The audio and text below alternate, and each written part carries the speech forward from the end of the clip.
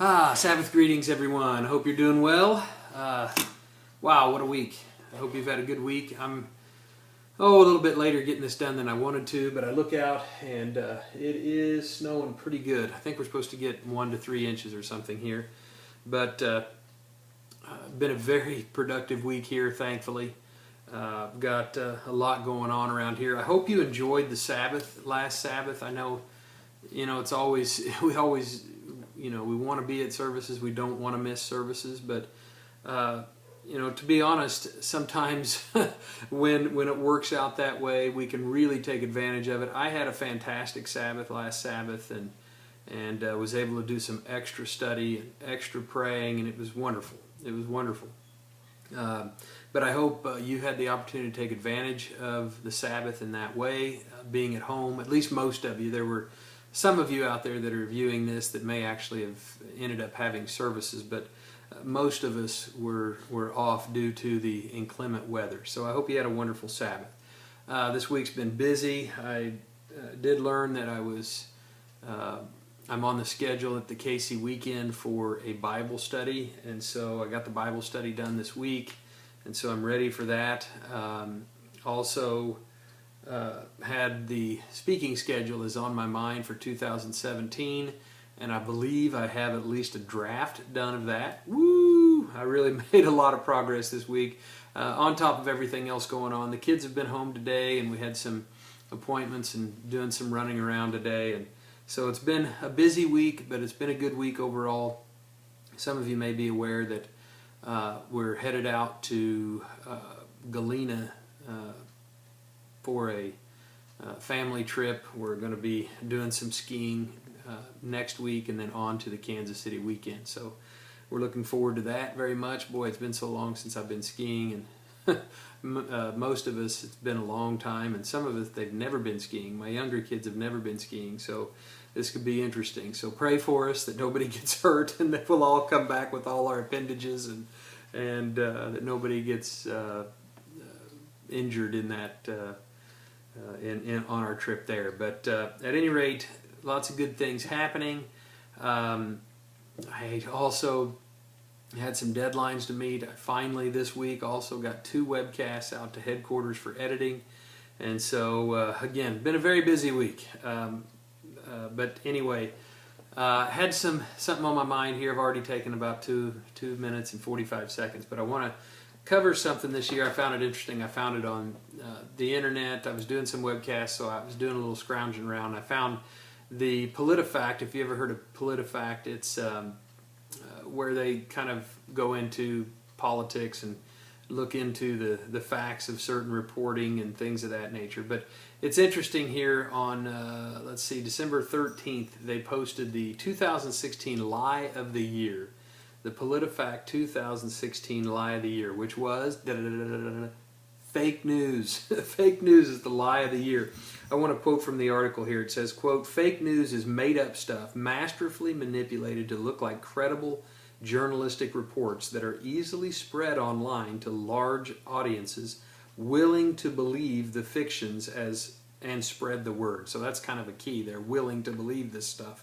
Some of it's just outlandish, some of the things that came out in 2016. But anyway, if you're willing to believe it and then spread the word. In 2016, to continue the quote, the prevalence of political fact abuse promulgated by the words of 2 polarizing presidential candidates and their passionate supporters gave rise to a spreading of fake news with unprecedented impunity. So this website came out, and this is their lie of the year. All this fake news that was spread around. And, of course, this is just kind of par for the course. It's just kind of where we're at in human history. Besides the 9th commandment, which is don't lie. We also have don't bear false witness against your neighbor. Of course, technically, it's pretty much just don't lie. But Exodus 23 and verse 1 actually says, "You shall not circulate a false report, and do not put your hands with the wicked.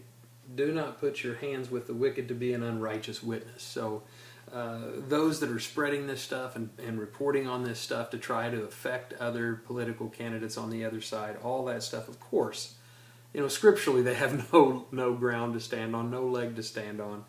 You shall not circulate a false report. And we see that all the time, and it's nothing new. We know that. Fake news is really nothing new. It's just getting into unprecedented levels, to unprecedented, like it says here, the fake news with unprecedented impunity. It's just spread out there like it's nothing, like it's just a part of politics. It's just a part of the way things work. But Matthew 26, it's interesting, how things played out here for Jesus at the end of his life. Matthew 26 and verse 59, it says, now the chief priests, the elders, and all the council sought false testimony against Jesus to put him to death. Very interesting. These are supposed to be the political leaders and the people responsible, the elders and the chief priests and the council. I mean, all of them together, they were just seeking false testimony. It says it right here, against Jesus to put him to death. They didn't want to play tiddlywinks. They wanted to put him to death.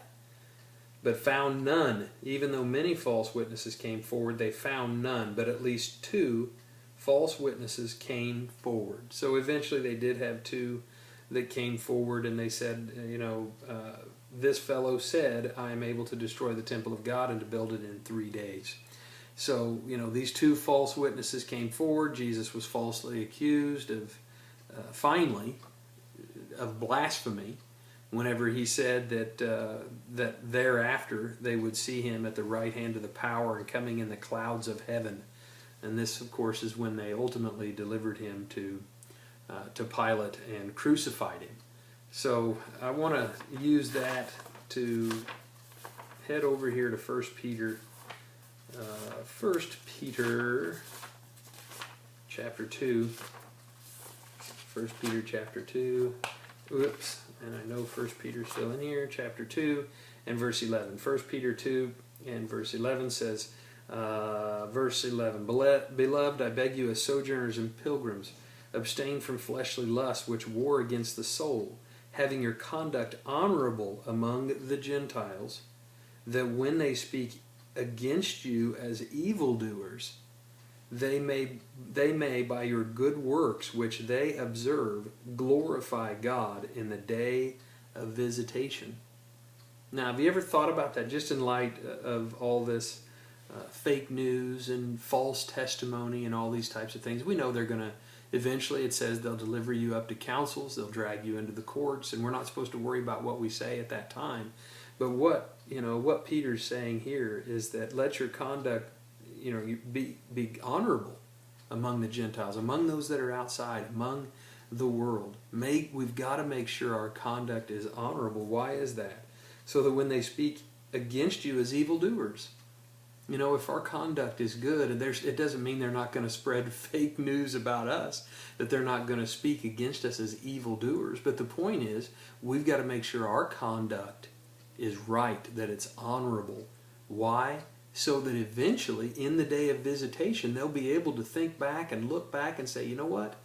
Wow, I believed all that fake news and all those false reports about this person, but really, their conduct was honorable. They weren't evil after all. But that's for the day of visitation.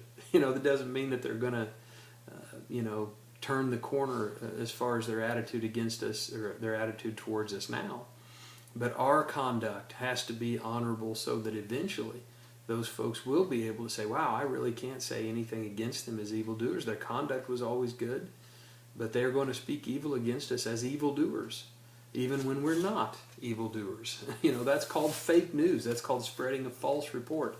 So we need to be ready for those types of things and understand that those things are not getting any better in the world, and eventually they're going to affect us on a very personal level in the church.